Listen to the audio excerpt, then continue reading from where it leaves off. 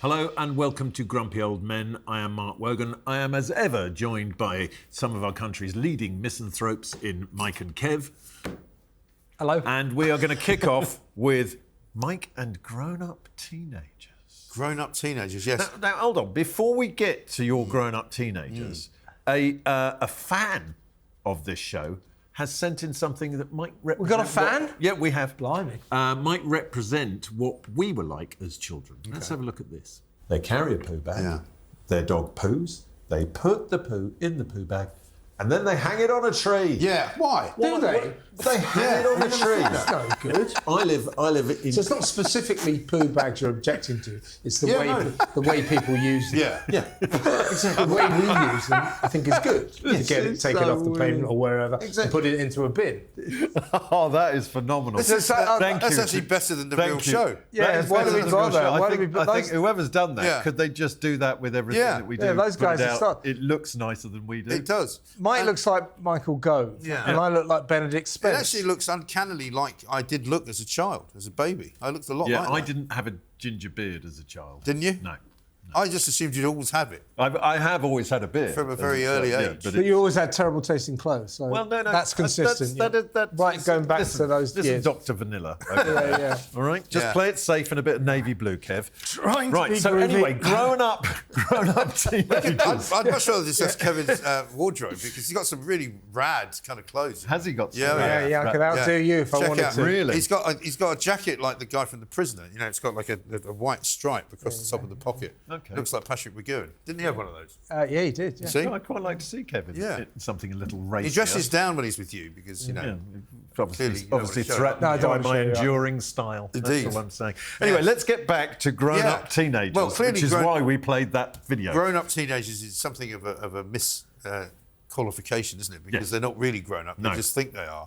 And I've had one of those weeks where, you know, I've been in touch with one of them. There's only one of them actually still a teenager, but, you know, they've done things which I've found to be very irritating. Very grown up. Well, not very grown up, really. One of them managed to get fined £60 because he, in quotes, forgot to tap in on the tram in Manchester. Bunked the fares, you know. Basically bunked the fares, which he clearly does all the time. Only now, this time, they've caught him, and apparently it's not just a £60 fine that you can choose to pay or not. They suck it straight out of your bank account. Oh. So they sucked it straight out of his bank account. I've got no money now. And he went, "Oh, God, you got any money?" And I went, "Well, why?" And that was when we heard the story. And I said, "How did you not tap in?" "Oh, I forgot." "Really? Did you? Is that right?" It is very tempting in Manchester. There's nobody to make you pay. Yeah, but not even Andy Burnham. No one is there. Because he was at Glastonbury. Every time you go on those trams, you think, right, let's give it a go. You know? So sympathy to your son. Yeah, but I mean, there are stations like that around London, aren't there? There are. The point is, if you don't tap in, you get charged the maximum, but you don't get fined, as far as I'm aware. Not like that. They don't take the money out. The other one, the younger one, who still is a teenager, managed to get 5 parking tickets in the same car park for the same reason that for about a year he's never had to bother showing whatever it is you're supposed to show. He could park there literally for free, but he's managed to get 5 parking tickets, which are something like £120 a go, so ridiculously. My grown-up teenager has just spent a week in Zante, where on the first... Is that a shop? No, it's a place in Greece. Oh, OK. Zakynthos. It's like a shop. You spend an awful lot of money. It's got a strip called Laganas, which if you walk into any of the bars on the telly, and inhale deeply, you instantly get chlamydia. Right. Okay. Yeah. But he was there on the first day as a grown-up teenager. Right. He dived in the pool and swam around for about 20 minutes and then realised his phone was in his pocket. Oh, brilliant. So then we get a phone call that evening when he's had quite a long day. Yeah. Was he calling on somebody else's phone? Yeah, somebody else's phone, just drunk. And I'm like, I can't help you with this. Right. And I was reminded of a time when I was trying to drive back from Spain, and I was a grown-up teenager, about 18. And as I neared Paris, I realised I had no petrol and no money. Yeah. Okay. So I did what any self-respecting teenager do, is I pulled over and I called my dad. Right. Yeah. To which he went, off and put the phone down. And that was it. I had to find my own way home. And well, how did you manage to do that? You didn't go into a petrol station and steal petrol. Did you nick it? No, I did then leave it for about 24 hours, call him back and go, listen, and he went, I'll wire you some money, but I want it back as soon as you get back. Yeah, there's always that conversation. Yeah, but I mean, but the initial one was, and it was a life lesson because there was 24 hours on the outskirts of Paris. Outskirts of Paris, not that well. Yeah, you don't want to do that, no. do you? No. Where I was like, what am I going to do? Yeah. Because he wasn't helping at all. But I think we're going to change tack now. Okay. I think we've got a cultural reference from Kev here. What is it, Kev? Well, it says here Rod Stewart at Glastonbury. That's not really fair on Rod Stewart. What I'm really complaining about is the traditional Legends slot, which ends the Sunday night, or it's part of the Sunday night pageant. It ends any enjoyment. So in the past few years, we've had Paul McCartney, Elton John, and now Dolly Parton. I think she Dolly did it Parton once, did it, and Cliff Richard Cher, did it as well. I hope Cher did it. I don't think Cliff Richard's Has he done not done it? not the Legends, no. But Cher did it, and now we've had Rod Stewart, Paul McCartney's done it, and all so on and so forth. Isn't it lovely though? Kenny Rogers, has he done it? No, he wouldn't qualify. Kenny Rogers? No, you got to be Is he alive? you got to be sort of. Is Kenny Rogers? You got to be really massive, Isn't bigger Kenny than Kenny Rogers Rogers. dead? Well, Kenny Rogers is pretty Well, of big, course he's pretty dead, but that's not the point, is it? Well, it's quite hard to do the legend slot. Yeah. Even The if you're only dead. man who ever had a #1 hit with a song about getting crippled in Vietnam. Yeah. Not much of a romantic topic, really, but he did make it to the top of the charts with it. Anyway, the point about the Legends is, they're all about 85 years old. Rod Stewart's just turned 80.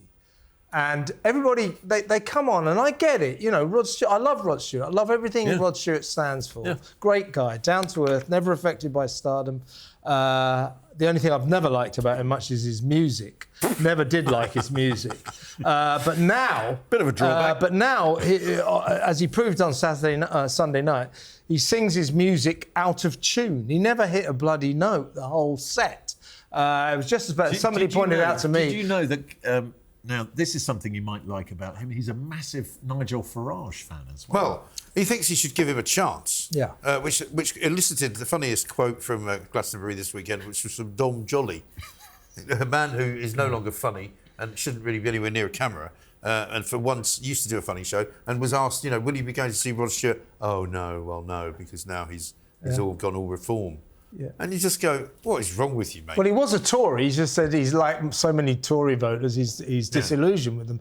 But it used to be rock concerts, used to be, all we are saying is give love and peace a chance. Now it's like, all we are saying is give Reform UK and Nigel Farage a chance. So the dial has kind of changed. But these old guys, when they come on, they just can't sing anymore. No. And I get it. I can understand why people sort of enjoy all that. But you're not allowed to tell the truth. On Sunday night, social media, is it fantastic? It's fantastic. And very, very gingerly later on in the set, I said, is it just me or is he not really... And you got slaughtered. Has he not really hit a note? Yeah. It was absolutely... Oh, don't you... How dare you say it? Well, OK, perhaps It sounds better when you're there, probably, as well. well, Watching on TV, you I think the sound quality is very bad. But the point is that when you're at a live show, the sound... I mean, the Rolling Stones famously are always terrible. Mick Jagger sounds awful. That's not true. Yes, That's it not is. true. No, it is. Every 20th concert, They're always terrible, but they're great. Every 20th. No, but the point is about that. The point is you don't go... I know, I've seen them about 100 times. Now, talking of Glastonbury, did you enjoy Bob Villan? Very much so, and I enjoyed Kneecap because I made the set. I was on the big screen. But in the build-up to Kneecap, they filmed all their fascist media enemies, and I was one of them. Excellent. And it came to me, and it was me going, "Kneecap, pretty disgusting." It was great. Oh, that was badge of honour, that. I was very proud. I was very proud. But I mean, on the whole, Glastonbury is... It's a load of old cobblers now. irritating. I hate it. Yeah, I totally hate it. I've never been. Have you ever been? No. I Have you went ever been? once. Once, yeah. I went once. Would no I got interest covered in going. mud. Yeah, you were lucky it was mud. It stinks. Does it? I'll bet, because of the Portaloos. Stinks. The Portaloos, you wait 90 minutes to get into a shit-filled Portaloo. Who wants to spend your weekend like that? I mean, at best, washing takes place with a wet wipe. Yeah. You know, so by the end of the weekend, people are pretty funky. Yeah, and people wait. It's such a long wait for the Portaloo, and when you get there, it's a very unrewarding experience. So people start crapping and pissing all over the concert, all over everywhere. The Worthy Farm. It's a defecation centre. Presumably that's why they can only do it every 2 years. Well, it's like the shit. It's like clean it. It's like a million Paula Ratcliffe's mid-run, isn't it? Yeah. So I had this guy on my show called John Robb. He's a good guy from Manchester, one of these music Oasis type guys. And he goes every year. So I did this piece on my show saying, why on earth would anyone ever go to Glastonbury? So he came and I said, well, John, you're off there tomorrow. You've been 20 years in a row. I said, I really, really can't think of anything worse than spending 4 days with 200,000 pretend hippies in Glastonbury. He goes, there are two types of people in this world, I suppose. There are those who love to be among other people, and there are those who absolutely hate other people. I'm guessing you fall into the latter category. Yes. Correct. Yeah, I would say so. Correct. I would say and so. The other thing that can put you off people, as we touched on about Glastonbury, is when they smell. Right. Now, we live in a modern age where most people now have indoor plumbing within the Western world. Yeah. All right. And there is on every street corner a shop or a Superdrug or a Boots where you could buy some deodorant. Yes. Right. Maybe not in the country. Well, I mean, not far away. Yeah. But the point is, it's been a little hot of late. It has. And how in this modern age can people still smell? I think maybe they don't know. Well, I mean, how do you not know? How do you not know? I don't understand how you know when you smell. Over the years, I remember there was one particular guy who I know, and you may know, who I'm not going to name. We do this every week now, don't we? It's not Kevin O'Sullivan. No, it's not. No, it's nobody in this current company. I've always found him very fragrant. We should have the Grumpy Old Men naming special. All these people we don't name, we'll name them 1 week. No, but he was a young journalist at the time who became quite a senior journalist. Is it Piers Morgan? No, it's not. No? Okay. And yet to be spoken to, I know this. Well, he used to come into. It was when we were working in New York, and in New York, it was during the time of the sort of early to mid '80s when people from England were known as having bad teeth and not smelling very good, and he was one of those. But he was very young, and he had to be, told. You can't walk around smelling like that. And he was just like, well, it's very hot. I said, well, change your shirt. Go home and put a new suit on, something. Where's deodorant? Well, yeah, but I don't know whether regularly. Yeah. I don't know what it was, but he stank to high heaven. It's just because it's hot. It doesn't give you an excuse to smell like a swamp donkey. I think in a lot of cases, people wearing the same clothes. Wearing the same, not cleaning your clothes. I used to go. I mean, you'll be the same. Not so bad in LA, but certainly in New York in the summer, you'd have to go to some press conference, and you'd have to make it so that you could go to the press conference, get soaking wet, basically on the way there, and then you'd sit in an air-conditioned room, and that would be fine. But then you'd have to, if you had to do a second one, you'd go home and change your clothes. Back then, you could tug someone and go, do you know what? You're kicking up a little, sunshine. Yeah, right. Here's some right guard. Yes. Put that on. It might not happen. Have you not had to do that in your restaurant? All the time. To people? All the time. But you now have to have a full welfare meeting with two other people present. You can't just go to someone. You're kicking up a right pong. Sort yourself so we have out. to go. Is there anything that we can help you with? Yes. Can we help you? Maybe buy you some washing powder for your clothes. I mean, it's ridiculous.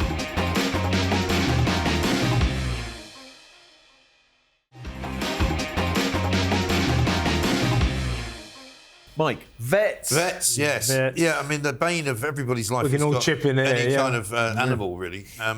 Everything seems to cost a minimum of 300 quid. Oh, you can't It get doesn't matter what you do. X-rays. Yeah. Always X-rays, 270 quid. Yeah. And it's always about 300 quid. Yeah. I mean, it's like when I first bought my first house in England, which was in the West Country. Everything you needed to get done was about 300 quid.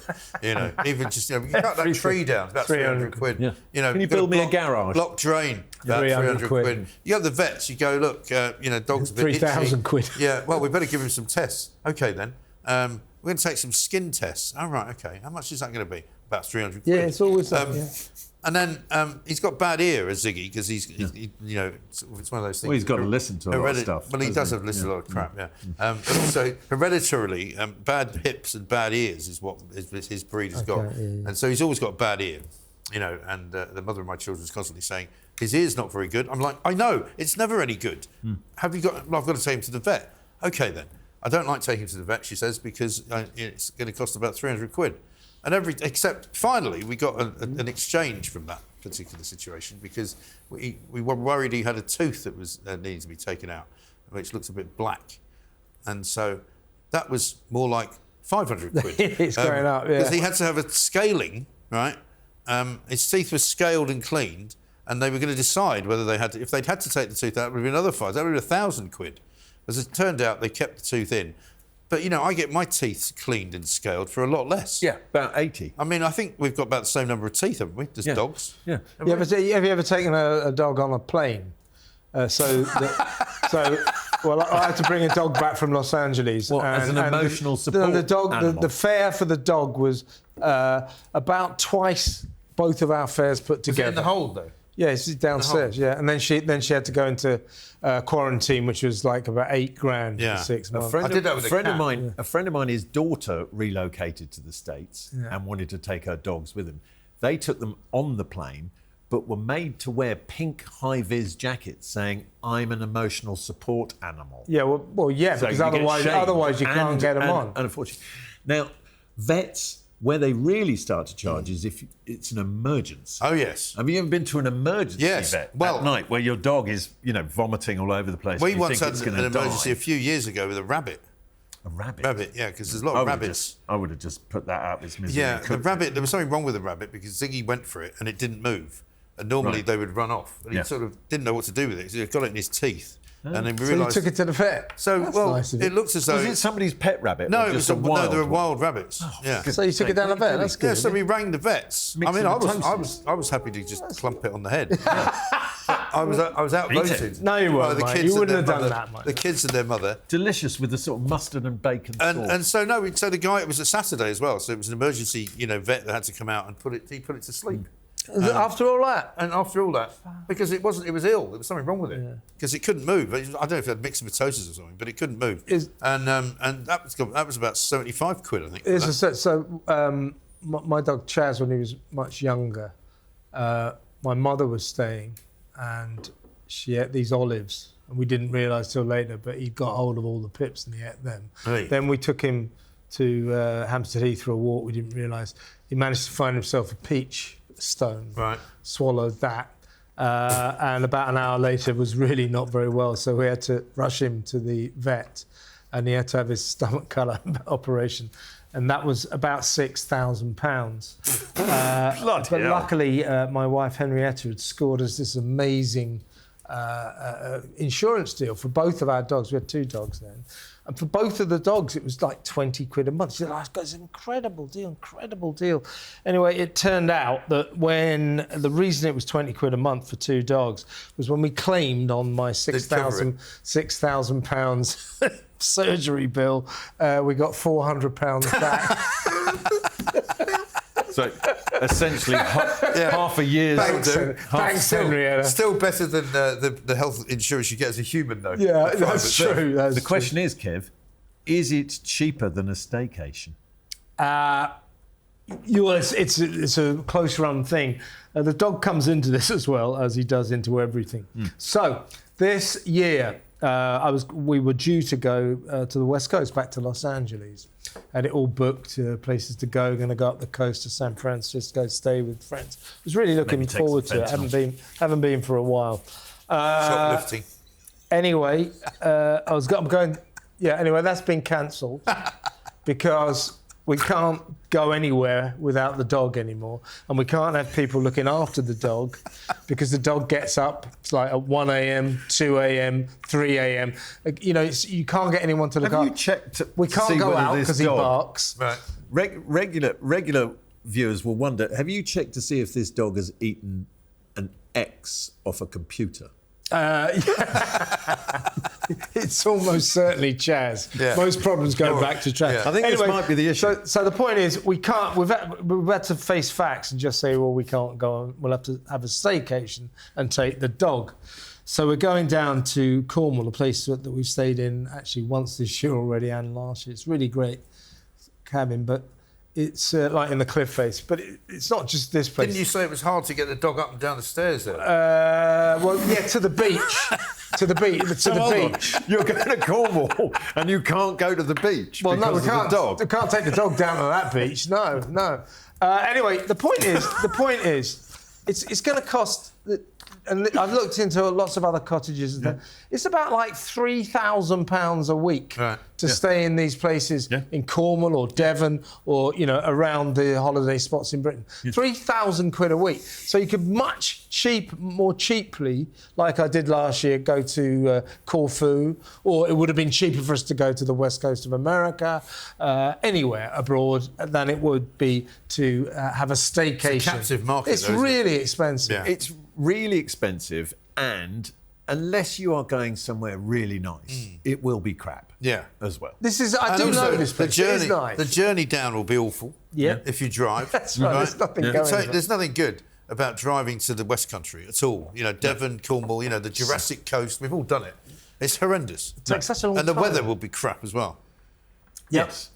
Unless it was all for £3,000 a week accommodation. Yeah, exactly. Drink heavily, we might advise. No, I'm already thinking about that. Yeah. However, your other option is at this time of year to get yourself a budget flight. Yes. With one of the many budget airlines, because you can't go on a normal airline because they're too expensive. Yeah. Unfortunately, then you run the risk of people who over-relax on planes, which is a big bugbear of mine. Yes. So you're on your Jet2 flight to, I don't know, Mykonos, maybe, right? Somebody gets on. Now, this is a 3-hour plus flight, right? It's not long haul. Not too bad. They've got the blow-up thing around Yeah. They get on the plane, they take their shoes and socks off. What is wrong with you? Yeah. Just get on the plane, sit there, grin and bear it, have a Kit Kat if necessary.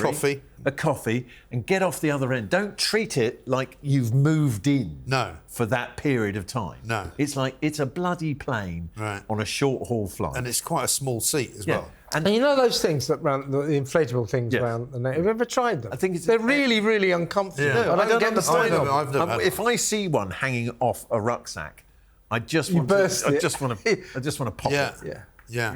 No, I agree. But this whole thing of, budget airlines are bad enough as it is, right? But then you get people who just don't know how to behave. Yeah.